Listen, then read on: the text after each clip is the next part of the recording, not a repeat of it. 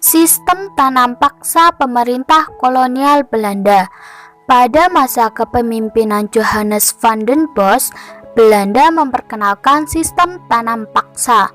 Sistem tanam paksa pertama kali diperkenalkan di Jawa dan dikembangkan di daerah-daerah lain di luar Jawa. Di Sumatera Barat, sistem tanam paksa dimulai sejak tahun 1847. Saat itu, penduduk yang telah lama menanam kopi secara bebas dipaksa menanam kopi untuk diserahkan kepada pemerintah kolonial. Sistem yang hampir sama juga dilaksanakan di tempat lain seperti Minahasa, Lampung, dan Palembang. Kopi merupakan tanaman utama di Sumatera Barat dan Minahasa.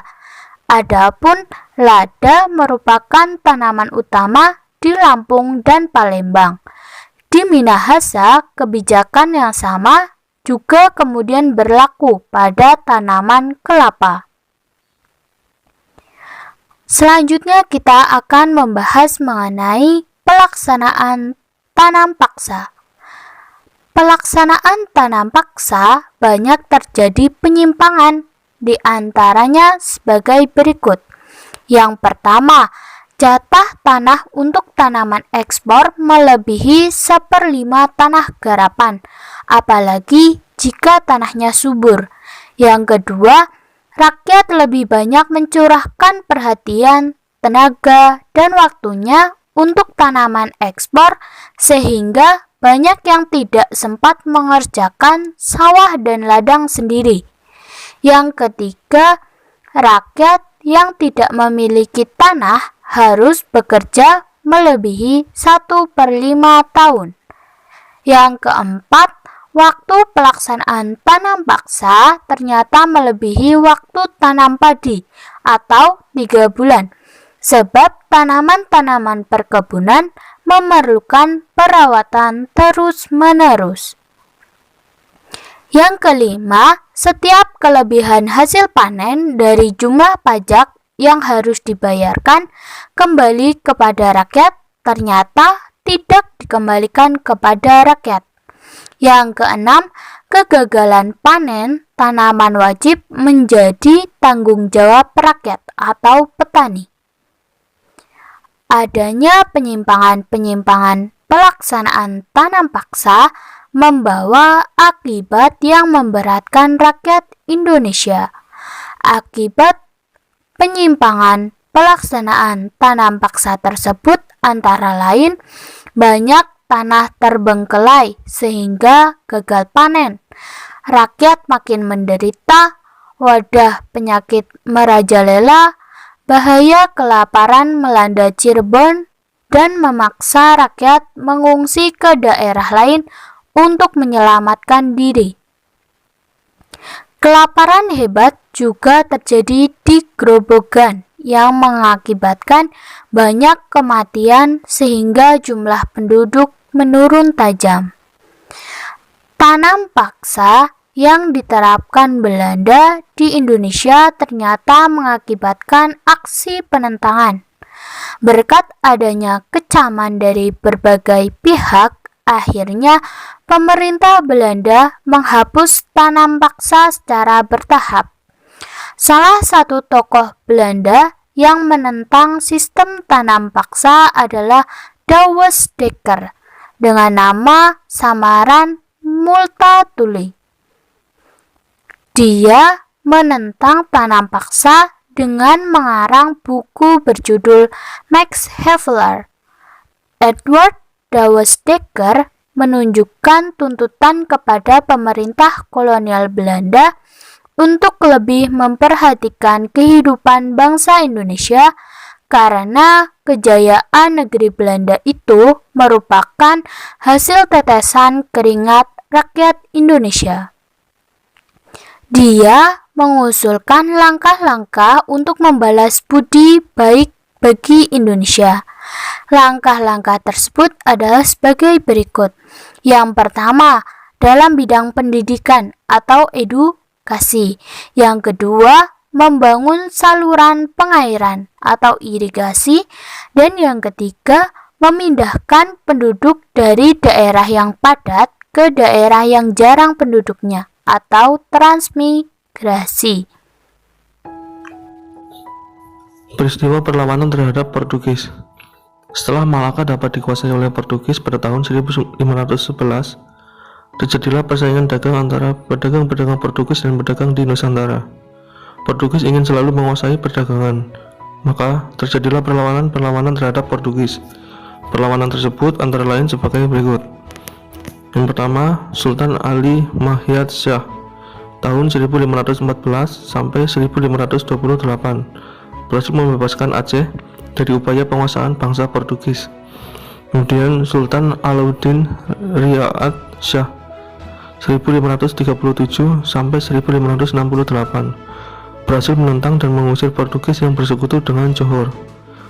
Yang terakhir atau yang ketiga, Sultan Iskandar Muda tahun 1607 sampai 1636. Raja Kerajaan Aceh yang terkenal sangat gigih melawan Portugis adalah Iskandar Muda pada tahun 1615 dan 1629. Iskandar Muda melakukan serangan terhadap Portugis di Malaka. Peristiwa perlawanan terhadap Belanda. Beberapa tokoh dari beberapa daerah yang memimpin perlawanan terhadap Belanda ada Sultan Hasanuddin dari Makassar, Pangeran Antasari dari Banjarmasin, Kalimantan Selatan, Patimura dari Maluku, Sisingamangaraja dari Sumatera Utara, Sultan Ageng Tirtayasa dari Banten, Pangeran Diponegoro dari Yogyakarta, dan Silas Papare dari Papua. Perlawanan terhadap Belanda. 1. Perlawanan Guatalo terhadap VOC. Perlawanan Guatalo dipimpin oleh Sultan Hasanuddin. Latar belakang perlawanan Guatalo yaitu VOC menginginkan hak monopoli perdagangan di kawasan Indonesia Timur, dan VOC melakukan blokade terhadap kapal-kapal yang akan berlabuh di Somba Opu. Untuk menghadapi tindakan VOC yang semena-mena, Sultan Hasanuddin memperkuat pasukan dengan memerintahkan kerajaan bawahan di Nusa Tenggara untuk mengirimkan prajuritnya. Sedangkan VOC menggunakan politik divide et impera dengan meminta bantuan Arung Palaka dari Kesultanan Bone. Jalannya perlawanan Guatalo terhadap VOC. Pertempuran berlangsung sengit selama 4 bulan dan Sultan Hasanuddin dipaksa menandatangani perjanjian Bongaya yang intinya berisi 1. VOC diperbolehkan memonopoli perdagangan di kawasan Indonesia Timur. 2. Semua orang asing diusir dari Guatalo kecuali VOC. 3. Guatalo mengganti biaya kerugian perang. 4. Beberapa wilayah kekuasaan Guatalo diserahkan kepada VOC. Akhir perlawanan. Sultan Hasanuddin pada awal 1668 membatalkan perjanjian Bongaya yang sangat merugikan Guatalo. Pada 1669, Arung Palaka menyerang benteng Somba Opu dengan kekuatan sekitar 7.000 sampai 8.000 pasukan. Arung Palaka dapat menaklukkan benteng Somba Opu dan Sultan Hasanuddin beserta pasukannya melarikan diri hingga meninggal pada tahun 1670. 2. Perang Banjar. Perang Banjar dipimpin oleh Pangeran Antasari. Latar belakang Perang Banjar. 1. Rakyat menjadi sasaran eksploitasi dari Belanda dan Kesultanan Banjar. 2. Munculnya konflik perebutan tahta Kesultanan Banjar akibat intervensi Belanda. 3. Sikap sewenang-wenang dari Tanjidillah yang ditunjuk Belanda sebagai Sultan Banjar. Jalannya Perang Banjar. Pangeran Antasari dan Pangeran Hidayatullah II memimpin perlawanan terhadap Belanda pada 1859. Pangeran Antasari memimpin penyerangan terhadap benteng Belanda dan tambang batu bara di wilayah Pengaron. Dalam serangan tersebut, tentara Belanda dapat dilumpuhkan dan pasukan Pangeran Antasari dapat menguasai tambang batu bara di Pengaron.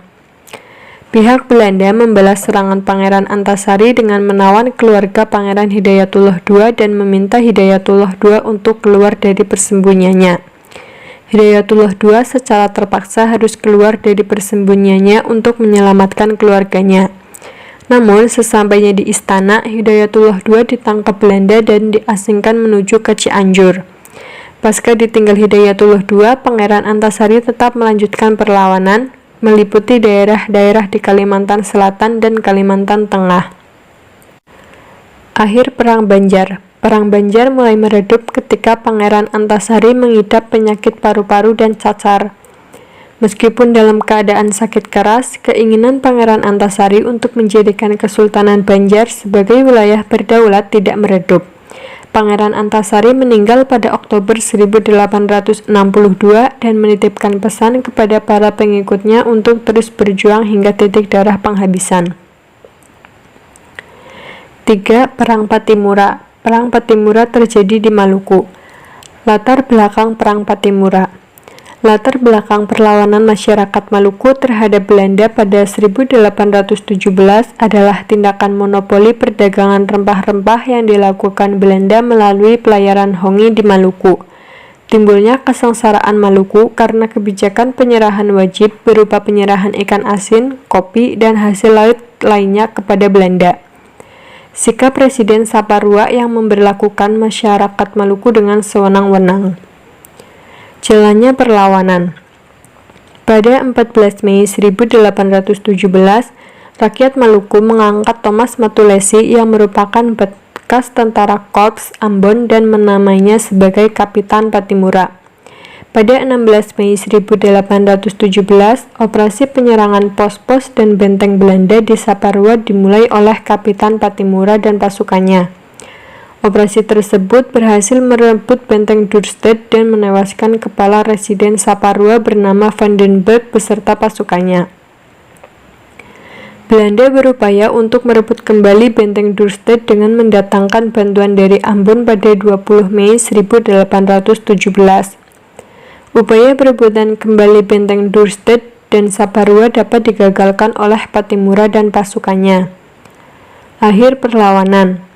Pihak Belanda meminta bantuan dari Batavia untuk memadamkan perlawanan Pattimura.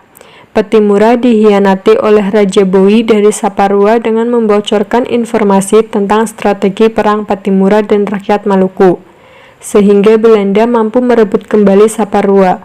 Pada Desember 1817, Pattimura dihukum gantung di Ambon beserta 3 orang lainnya serta menandai berakhirnya perlawanan rakyat Maluku terhadap Belanda. 4. Perang Batak. Perang Batak dipimpin oleh Sisingamangaraja XII. Latar belakang. Sisingamangaraja XII sebagai Raja Batak menolak adanya upaya penyebaran agama Kristen yang dilakukan oleh misionaris Belanda di wilayah Batak. Hal tersebut dilakukan karena Sisingamangaraja khawatir kepercayaan dan tradisi animisme rakyat Batak akan terkikis oleh perkembangan agama Kristen. Upaya penolakan kristenisasi di Batak dilakukan Sisingamangaraja dengan cara mengusir Zending atau organisasi penyebar agama Kristen yang memaksakan agama Kristen kepada rakyat Batak pada 1877. Jalannya perang. Pada 6 Februari 1878, pasukan Belanda tiba di Pearaja atau pedalaman Sumatera Utara dan bergabung dengan kaum misionaris Belanda. Kedatangan tentara Belanda di wilayah Batak telah memprovokasi Sisingamangaraja sehingga ia mengumumkan perang pada 16 Februari 1878 dengan melakukan penyerangan ke pos-pos Belanda di Bahal Batu. Pasukan Sisingamangaraja bergabung dengan pejuang Aceh pada Desember 1878 untuk melakukan perlawanan terhadap Belanda. Aliansi Sisingamangaraja dan Aceh mampu menduduki wilayah pedalaman Sumatera Utara. Namun saat masuk wilayah kota, pasukan ini dapat dipukul mundur oleh Belanda. Serangan Sisingamangaraja pada Agustus 1889 mampu menduduki daerah Lobutalu dan membunuh beberapa tentara Belanda. Namun, pendudukan Lobutalu tidak berlangsung lama karena Belanda kembali mendatangkan bantuan dari Padang untuk merebut kembali Lobutalu dari tangan Sisingamangaraja. Akhir perang. Perlawanan Sisingamangaraja dalam Perang Batak mulai meredup sejak wilayah Hutapaung diduduki oleh Belanda pada September 1889. Pasca pendudukan Hutapaung, Belanda terus memburu Sisingamangaraja dan pasukannya hingga terjadi pertempuran di daerah Tamba. Dalam pertempuran tersebut, pasukan Batak mengalami kekalahan dan melarikan diri menuju daerah Harion. Belanda terus melacak arah pelarian Sisingamangaraja dan pasukannya. Tahun 1907, Belanda mampu mengepung Sisingamangaraja 12 di daerah Dairi. Namun ia tak mau menyerahkan diri. Sisingamangaraja beserta pasukannya bertarung hingga titik darah penghabisan dan meninggal pada pengepungan tersebut. Perang Banten. Strategi yang dilakukan VOC untuk menaklukkan Banten adalah divide et impera atau politik adu domba. VOC mendapatkan celah kelemahan dari Sultan Ageng Tirtayasa melalui putra mahkotanya yang bernama Sultan Haji. VOC mengatur Sultan Haji agar merebut kekuasaan dari ayahnya Sultan Ageng Tirtayasa. Sultan Haji yang sangat berambisi untuk berkuasa di Banten akhirnya membuat perjanjian dengan VOC untuk menyingkirkan ayahnya dari tahta Kesultanan Banten. Perjanjian tersebut dilakukan karena Sultan Haji khawatir akan tahta kekuasaan Banten nantinya tidak dilimpahkan kepada dirinya, tapi kepada Pangeran Purbaya selaku saudara laki-lakinya. Perang Diponegoro. Perang Diponegoro atau Perang Jawa merupakan perang besar yang berlangsung selama 5 tahun dari tahun 1825 sampai 1830. Perang ini dilatar belakangi oleh kebencian rakyat Jawa terhadap Belanda atas penindasan yang terjadi di tanah Jawa.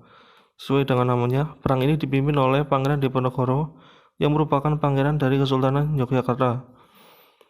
Perang Silas Papare.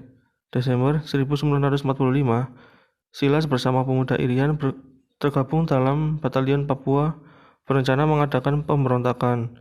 Namun informasi tersebut bocor dan gagal dilaksanakan. Silas ditangkap dan dipenjara oleh Belanda. Setelah bebas, dia kembali merencanakan pemberontakan lagi, namun kembali gagal.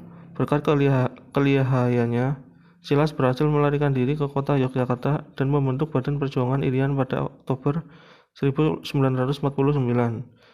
Cita-cita Silas Papare yaitu mengakhiri kekuasaan Belanda di tanah leluhurnya dan mempertahankan kemerdekaan. Ada beberapa penyebab faktor keragaman budaya bangsa Indonesia. Nah, Indonesia sendiri merupakan negara kesatuan yang masyarakatnya majemuk.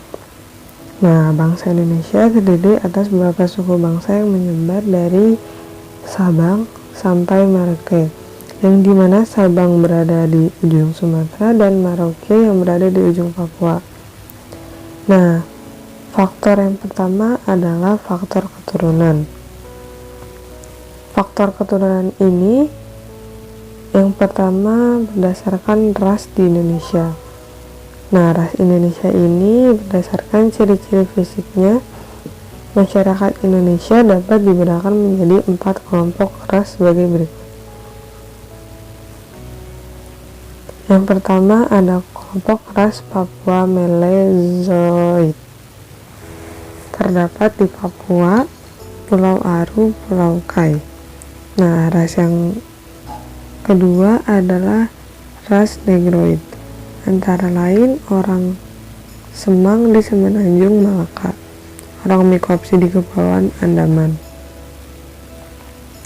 Nah, ras yang ketiga adalah ras Wedoid, antara lain orang Sakai di Siak Riau, orang Kabu di Sumatera Selatan dan Jambi, orang Tomona di Pulau Muno, orang Enggano di Pulau Enggano, dan orang Mentawai di Kepulauan Mentawai. Nah, yang keempat, kelompok ras Melayu Mongoloid yang dibedakan menjadi 2 golongan. Nah, golongan yang pertama adalah ras Proto Melayu atau Melayu Tua, antara lain suku Batak, suku Toraja, dan suku Dayak. Nah, selain kelompok-kelompok ras di atas, ternyata Indonesia juga terdiri atas kelompok warga keturunan Cina atau ras Mongoloid. Nah, ada juga warga keturunan Arab, Pakistan, India, ras Kaukasoid, dan sebagainya yang hidup berdampingan membaur menjadi warga negara Indonesia. Nah, masyarakat Indonesia tidak mengenal superioritas suatu ras dan tidak menganut paham rasialisme.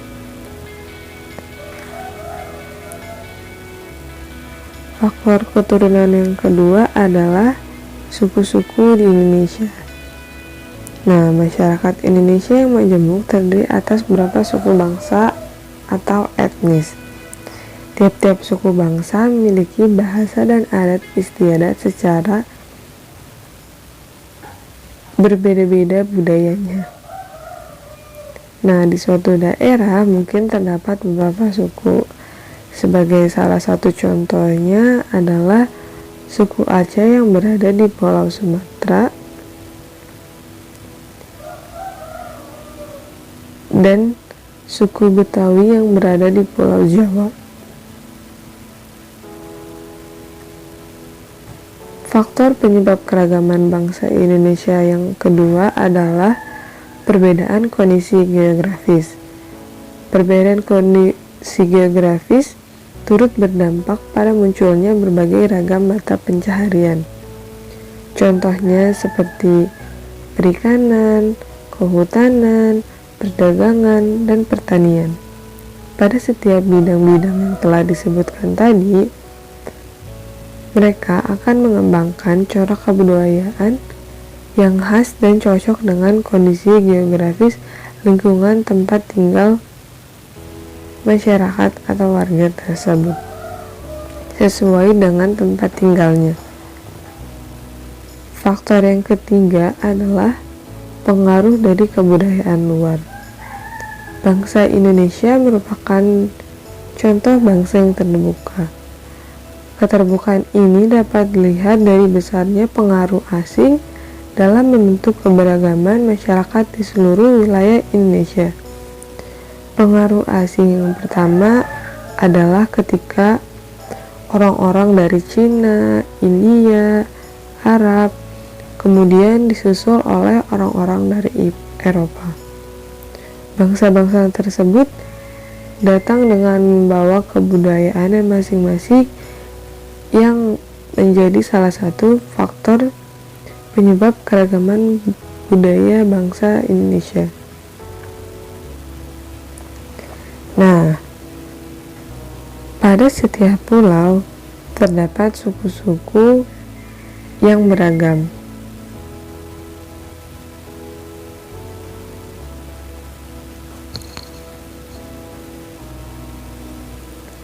Pada Pulau Sumatera terdapat yang pertama ada suku Kubu, suku Sakai, suku Gayo, suku Aceh, suku Alas, suku Devayan, suku Haloban, suku Kluwet, suku Lekon, suku Papak.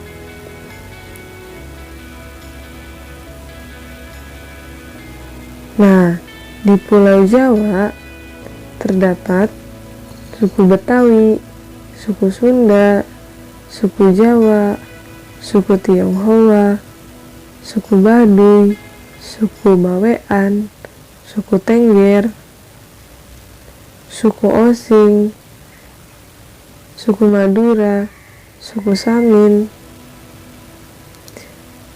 Di Pulau Kalimantan terdapat beberapa suku.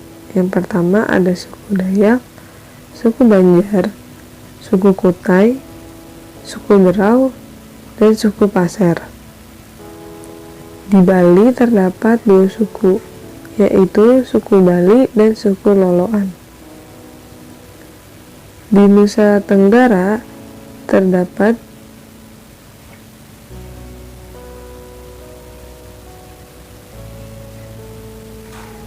dua bagian. Yang pertama ada Nusa Tenggara Barat dan Nusa Tenggara Timur.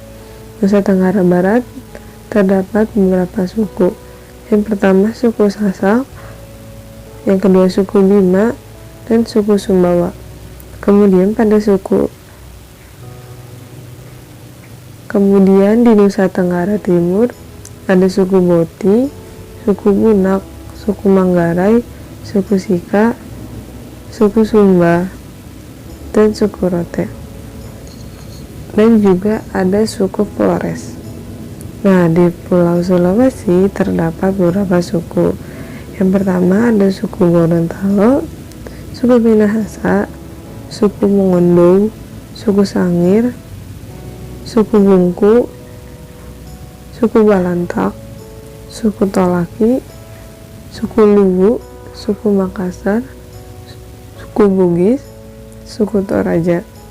Nah, di Pulau Maluku ada beberapa suku. Yang pertama ada suku Alune, suku Ambon, suku Aru, suku Buru, suku Fortada. Nah, di Pulau Papua juga terdapat beberapa suku. Yang pertama ada suku Asaro, suku Kalam, suku Dani, suku Asmat, dan suku Muyu.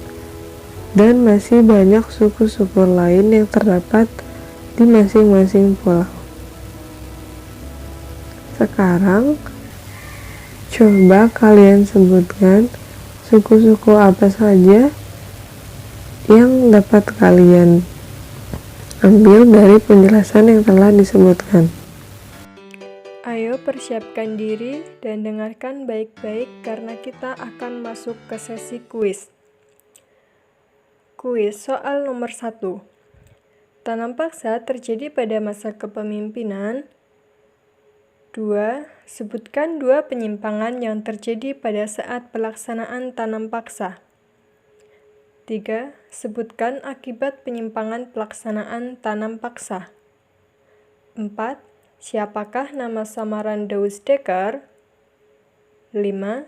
Douwe Dekker mengarang buku yang berjudul 6. Mengapa rakyat Ternate melakukan perlawanan terhadap Portugis? 7. Siapakah pemimpin rakyat Ternate yang melawan Portugis? 8. Bagaimana hasil perlawanan rakyat Ternate melawan Portugis? 9. Sebutkan ras yang ada di Indonesia. 10. Sebutkan suku yang ada di Pulau Jawa.